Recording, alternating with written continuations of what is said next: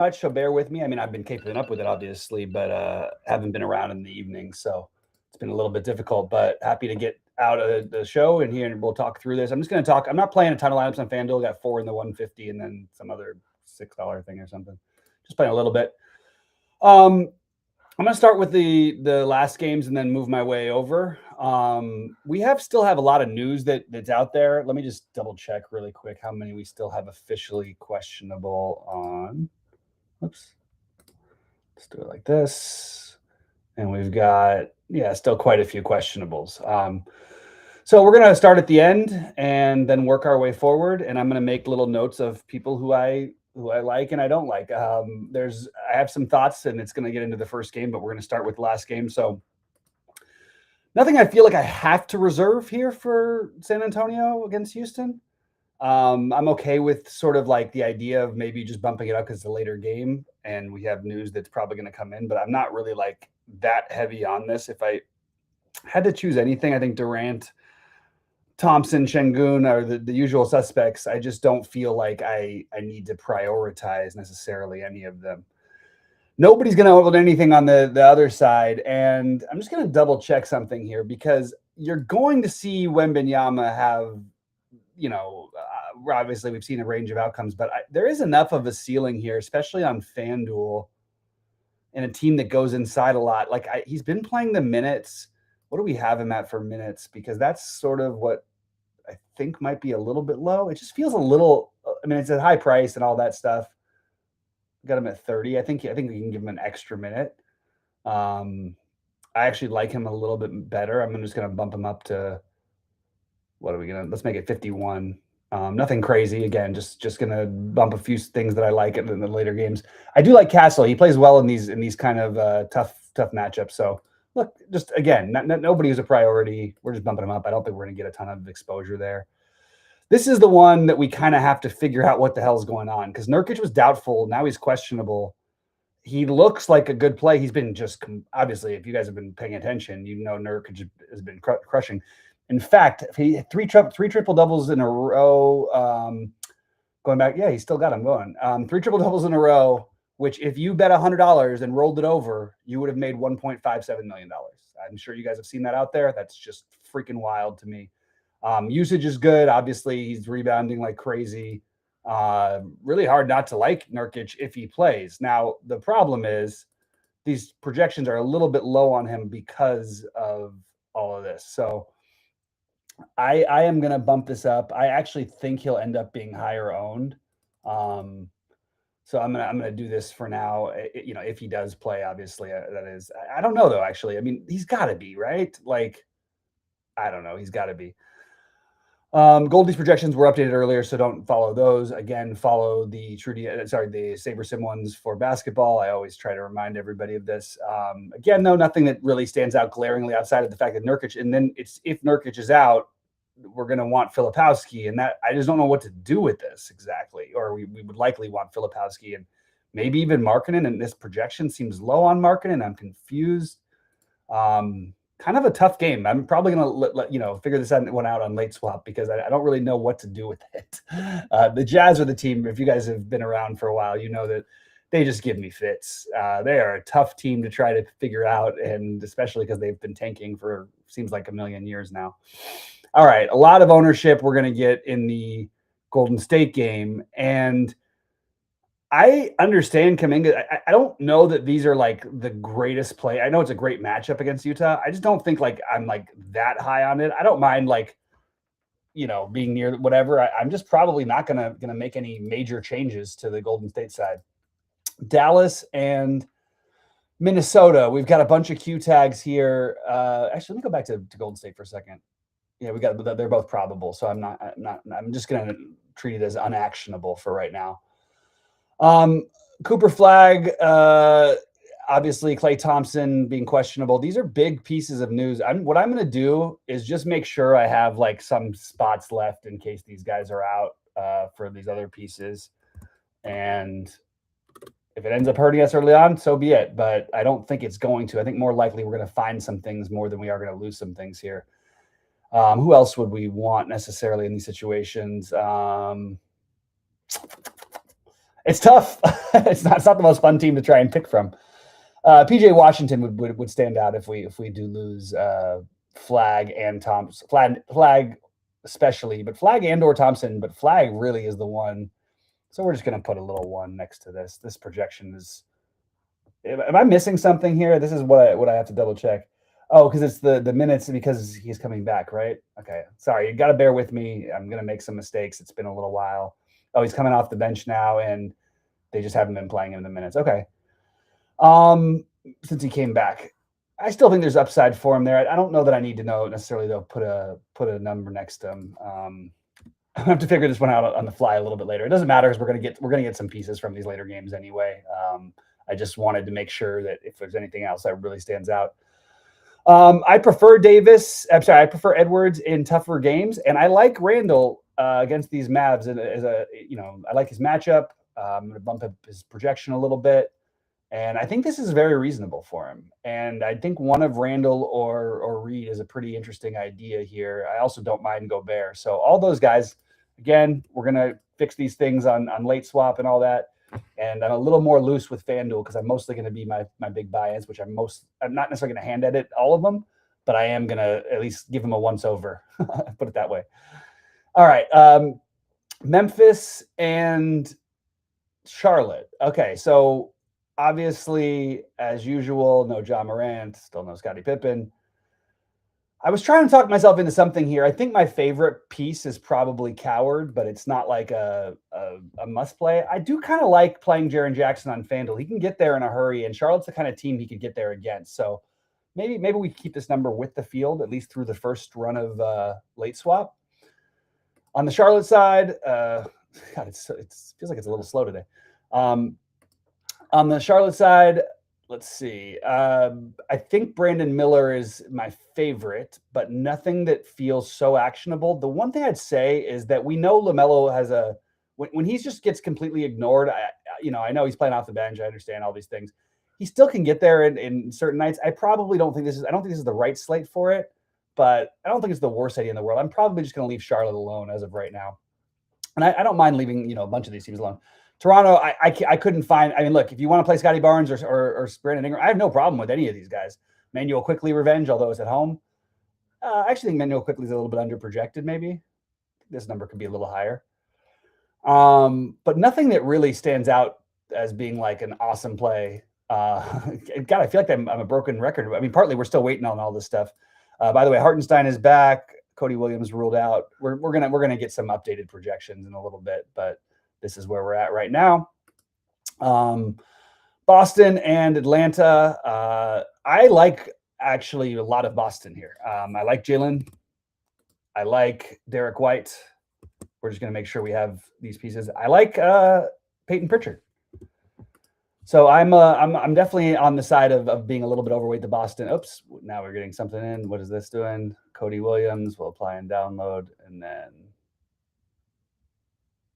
upload the CSV, and then we'll do that again. All right.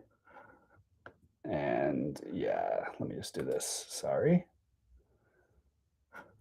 I just like to keep my process the exact same. Sheets talks about it all the time. It's just really important to just make sure you keep your process the same so you at least don't confuse yourself. Okay, what stands out to me here is that I think Jalen Johnson, and I'm starting to think about this more, I think Jalen Johnson and Wembanyama are both going to be very low owned tonight. I think there's enough upside to talk yourself into playing one of those guys. I'm just going to put a 1 next to Wembanyama, and that's just going to go through the first round of builds. But we're going to see what we end up with. Again, only playing 34 lineups here, so every little thing I do is actually going to be, if I say 1%, it's going to be at least 3%, obviously. Okongwu's definitely fine, and I will probably end up with a little bit of it. It's fine. I don't mind being overweight Jalen Johnson. I've said this the whole year. I'm going to be overweight Jalen Johnson in basically every game when he's not going to be owned, and when he is owned, it's a tough fade for me. I really like that guy. Drew Smith. All right, so let's see. This is what you get for not being here as much, Bobby. This is where the minutes have been there. The production is all over the map. Yeah, it's fine. Again, it's it's not in the first realm of games that start. So I'm okay with having some Drew Smith again through the first first round of builds. I'm okay with Pell Larson as a pivot off of the Drew Smith. Again, not a huge amount. I'm okay with Jaquez. And again, I wouldn't be putting numbers next to these guys except for that they are in the later games. And I do think we're going to get extra news just because maybe you play the NBA, you understand that's the way it goes.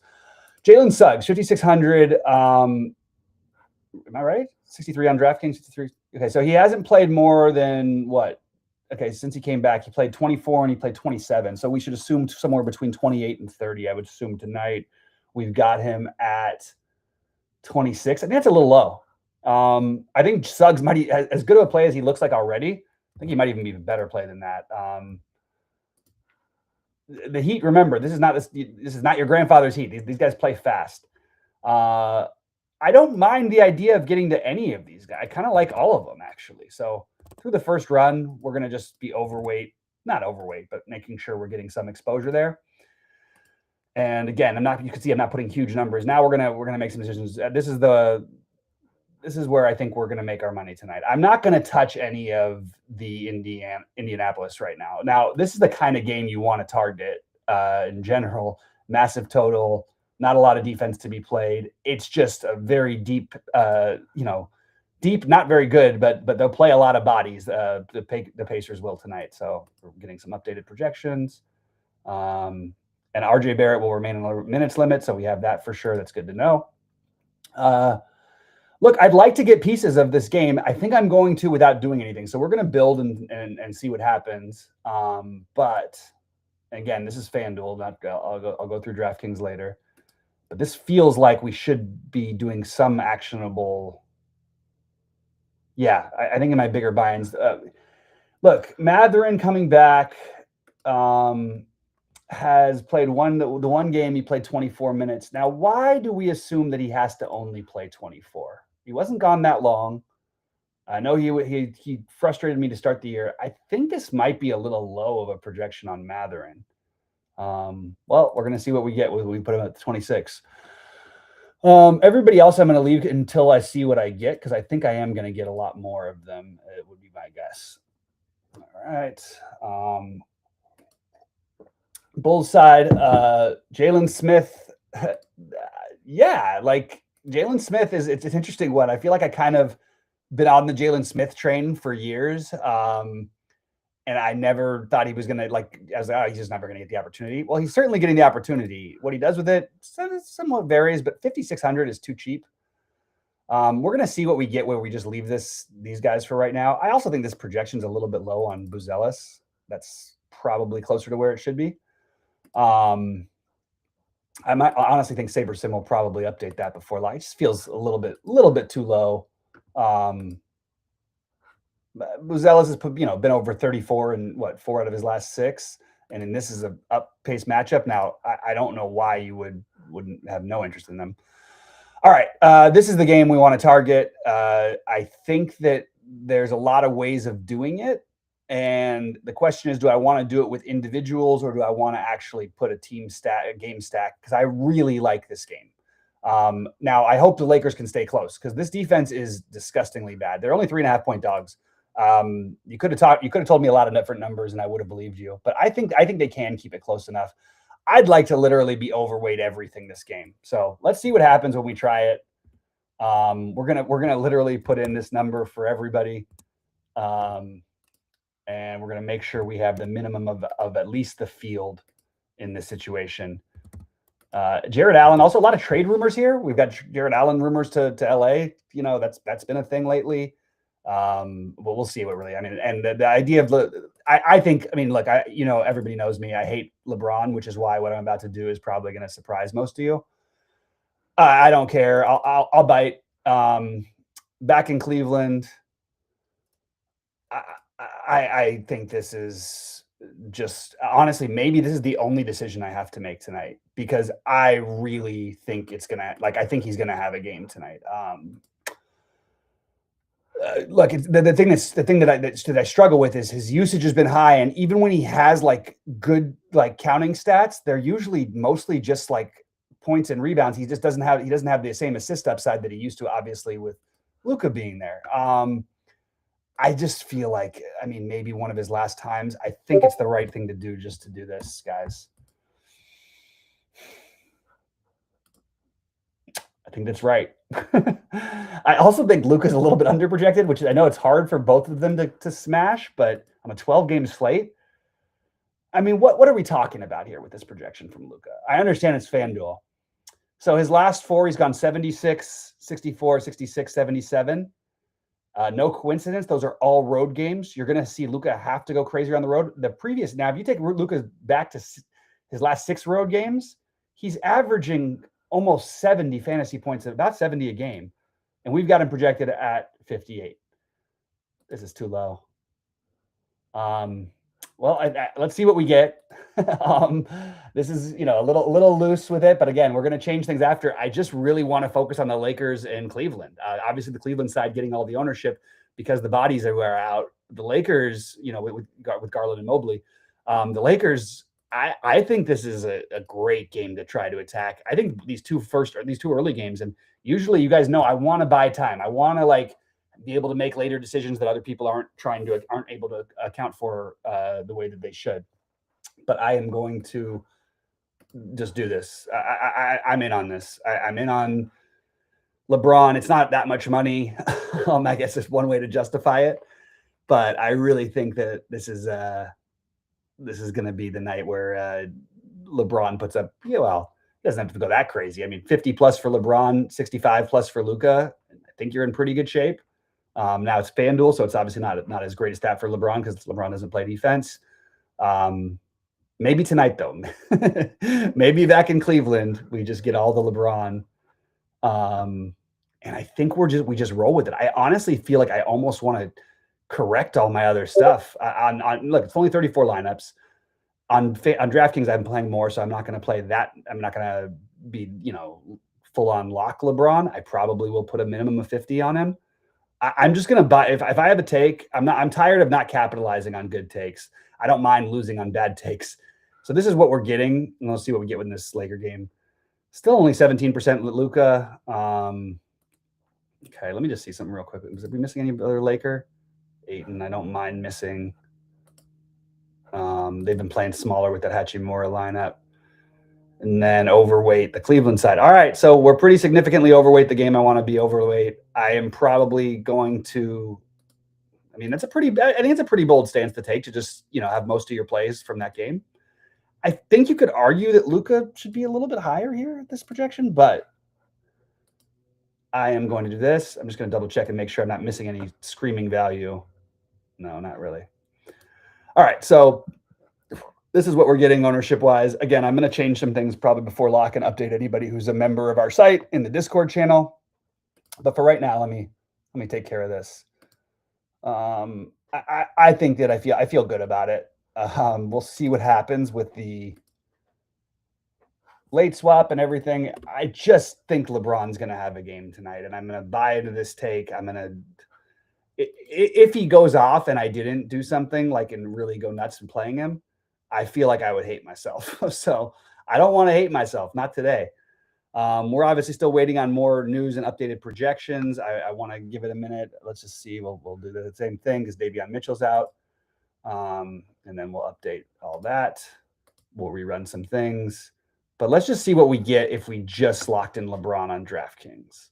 I'm not playing that many more lineups actually on Fan. Maybe we do it. Maybe we do just lock in LeBron. You guys know me. I'm not a lock play. I don't like it. I think it's stupid. I hate the way that people talk about it. I used to do shows with guys who would literally say every time, oh, that's a lock. It's a lock. That's a lock. It can't all be locks. You can have one maybe on a slate. So we're going to do this. Let's take a look and let's just do this. What if I just did this to start off with?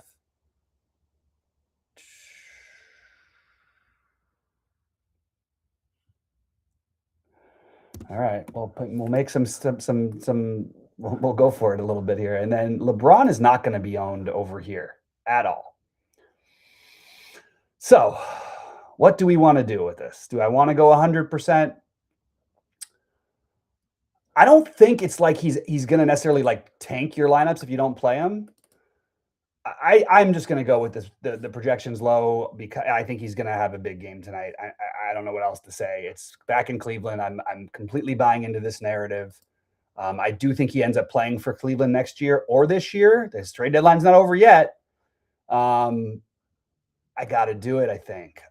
I just think I got to. I just think it's wrong to do anything else. And then on the other side, I don't think I need to do much because I already put the game stack in. So let's just see what we do. I just put 50% of LeBron, and I put 1 of Mitchell because I had to make 2 changes.